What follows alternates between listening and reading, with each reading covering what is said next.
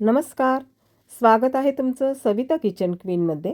आज आपण घरातल्या साहित्यात स्पॉन्जी होणारा केक बघणार आहोत.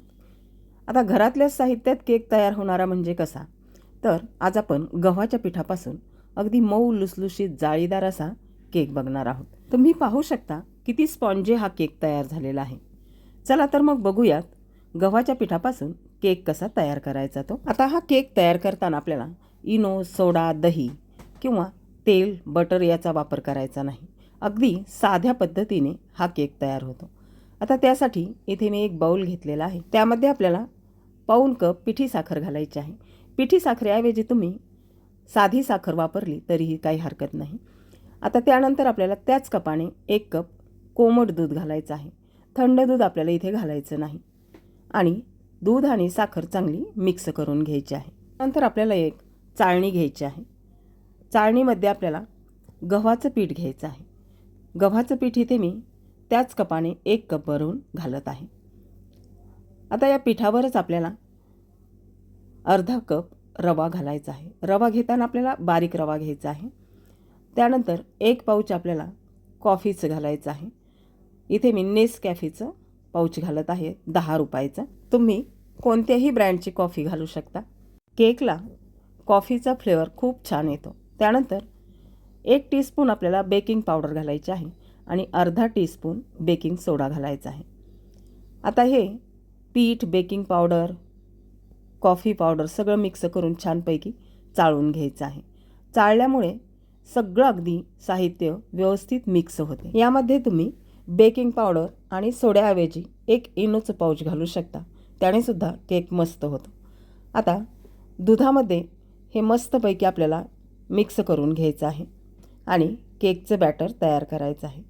आता हे केकचं बॅटर तयार करताना आपल्याला व्यवस्थित अगदी हलवून घ्यायचं आहे. याच्यामध्ये गाठी होऊ द्यायच्या नाही. बघा, केकचं बॅटर तयार करताना तुमच्याकडे इलेक्ट्रिक बीटर असेल तर तुम्ही त्याच्याने जरूर हे केकचं बॅटर फेटा. बीटरमुळे केकचं बॅटर हलके तर होतेच, परंतु ते लवकर फेटल्या जाते. आता या स्टेपला या बॅटरमध्ये अजून दूध लागणार आहे. इथे मी 3 ते 4 चमचे पुन्हा दूध घालत आहे आणि चांगलं पुन्हा मिक्स करून फेटून घ्यायचं आहे. बॅटर आपल्याला चांगलं स्मूथ करायचं आहे. केकचं बॅटर तयार करताना आपल्याला खूप घट्टही नाही आणि खूप पातळही नाही, अशाच पद्धतीचं हे बॅटर तयार करायचं आहे. आता छानपैकी हे बॅटर फेटलं गेलं आहे. हे 2 ते 3 मिनटं आपल्याला बाजूला ठेवायचं आहे आणि केक टीन तयार करून घ्यायचं आहे. आता 2-3 मिनटानंतर केकचं बॅटर मला थोडंसं घट्ट वाटलं आहे, म्हणून मी 3 ते 4 चमचे पुन्हा दूध घातलेलं आहे आणि व्यवस्थित अगदी फेटून घेतलेलं आहे. तुम्ही पाहू शकता मस्तपैकी इथे आपलं केकचं बॅटर तयार झालेलं आहे. केकचं बॅटर बनवण्यासाठी इथे मला 1.5 कप दूध लागलेलं आहे. आता मस्तपैकी हे बॅटर बनवून तयार झालेलं आहे. अशा पद्धतीने केकचं बॅटर आपल्याला तयार पाहिजे. त्यामध्ये आपल्याला आवडीनुसार ड्रायफ्रूट घालायचे आहेत. इथे मी काजू, बदाम, भोपळ्याच्या बिया आणि काळे मनुके यामध्ये घालून घेतलेले आहेत. पुन्हा चांगले हे मिक्स करून घेतलेले आहे. केक तयार करण्यासाठी इथे मी कुकरचा डबा घेतलेला आहे. तोही स्टीलचा आहे आणि त्याला थोडंसं तेलाने ग्रीस करून बटर पेपर टाकलेला आहे किंवा लावलेला आहे. त्यामध्ये हे केकचं बॅटर आपल्याला ओतून घ्यायचं आहे. पहा, कुकरच्या डब्यामध्ये केक तयार करणार आहे आणि केकसुद्धा कुकरमध्येच मी बेक करणार आहे. आता सगळं बॅटर काढून घेतलेलं आहे. आता या स्टेपला आपल्याला काय करायचं आहे, आपण तेल, तूप, दही काहीही वापरलेलं नाही.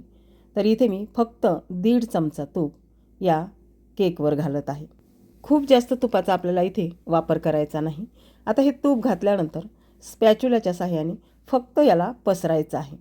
या तुपामुळे काय होईल, आपल्या केकला छान चकाकी येईल आणि केक स्पॉन्जी बनेल. केक छान दिसण्यासाठी, केकला चव छान येण्यासाठी इथे आपण काही ड्रायफ्रूटचा वापर करणार आहोत. आता याच्यावर आपल्याला काय करायचं आहे, सबंध ड्रायफ्रूट घालायचे आहेत. तुम्ही काप घातले तरीही चालतील. आता इथे मी काजू, बदाम, काळे मनुके, लाल मनुके, भोपळ्याच्या बिया, काही पिस्त्यांचे कापसुद्धा मी इथे घालणार आहे. अशा पद्धतीने या केकवरच आपल्याला सगळे ड्रायफ्रूट घालून घ्यायचे आहे. आता हे ड्रायफ्रूट घातल्यामुळे केक तर दिसायला छानच दिसेल, पण तो खायलाही किंवा चवीलाही खूपच मस्त लागेल. बघा, केकचं तर आपलं सगळं बॅटर साहित्य घालून तयार झालेलं आहे. आता तो आपल्याला बेक करायचा आहे. इथे मी एक कुकर घेतलेला आहे, त्यामध्ये स्टँड ठेवलेला आहे आणि हा डबा आपल्याला कुकरमध्ये ठेवून घ्यायचा आहे.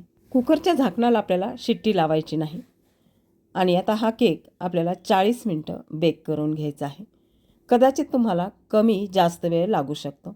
इथे 40 मिनटानंतर पाहू शकता किती सुंदर हा केक तयार झालेला आहे. आता आपण चेक करून पाहूयात सुरीला केक चिकटतो की नाही. तो अगदी सुरी स्वच्छ निघलेली आहे, म्हणजेच आपला केक तयार झालेला आहे. आता हा केक आपल्याला बाहेर काढून थंड करायचा आहे आणि थंड झाल्यानंतर तुम्ही पाहू शकता मस्त हा केक तयार झालेला आहे. आता हा केक आपण एका प्लेटमध्ये काढून घेऊयात. डब्यामध्ये लावलेले सगळे बटर पेपर काढून घेऊयात. अगदी सहज निघतात. केकसुद्धा आपला अगदी व्यवस्थित उचलला जात आहे. आता प्लेटमध्ये काढून घेऊयात. पाहू शकता तुम्ही मस्तपैकी हा केक अगदी व्यवस्थित बेक झालेला आहे आणि अगदी एझी हा केक बाहेर निघत आहे. आता हाही बटर पेपर आपण काढून घेऊयात आणि पाहूयात कसा झालेला आहे तो केक. वाव, मस्तच, खूप छान झालेला आहे. अगदी सुरेख झालेला आहे. तुम्ही पाहू शकता किती स्पॉन्जी हा केक तयार झालेला आहे. फक्त कणकेपासून हा केक आपण तयार केलेला आहे. पहा, हा केक तर छानच तयार झालेला आहे, परंतु तो कमी साहित्यात अगदी घरातल्याच साहित्यात तयार होतो. तर या क्रिसमसला हा केक तुम्ही नक्की करून पहा. चॅनलला लाईक, शेअर, सबस्क्राईब केलं नसेल तर तेही नक्की करा आणि पुन्हा भेटूयात अशाच नवनवीन रेसिपीमध्ये. तोपर्यंत धन्यवाद.